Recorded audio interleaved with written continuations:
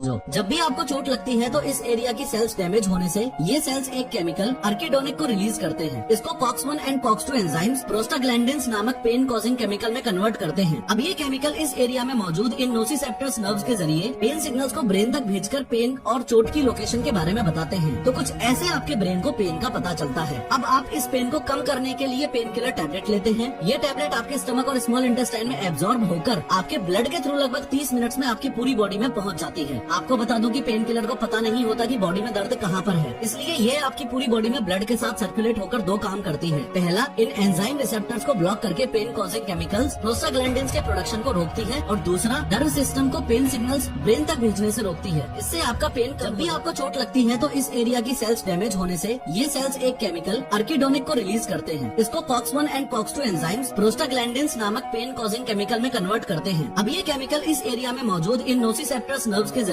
Pen signals को brain तक भेजकर पेन और चोट की लोकेशन के बारे में बताते हैं। तो कुछ ऐसे आपके ब्रेन को पेन का पता चलता है। अब आप इस पेन को कम करने के लिए पेन किलर टैबलेट लेते हैं। ये टैबलेट आपके स्टमक और स्मॉल इंटेस्टाइन में एब्जॉर्ब होकर आपके ब्लड के थ्रू लगभग 30 मिनट्स में आपकी पूरी बॉडी में पहुंच जाती है। आपको बता दूं कि पेन किलर को पता नहीं होता कि बॉडी में दर्द कहाँ पर है, इसलिए ये आपकी पूरी बॉडी में ब्लड के साथ सर्कुलेट होकर दो काम करती है। पहला, इन एंजाइम रिसेप्टर्स को ब्लॉक करके पेन कॉजिंग केमिकल्स प्रोस्टाग्लैंडिन्स के प्रोडक्शन को रोकती है और दूसरा, नर्व सिस्टम को पेन सिग्नल्स ब्रेन तक भेजने से रोकती है। इससे आपका पेन कम हो जाता है।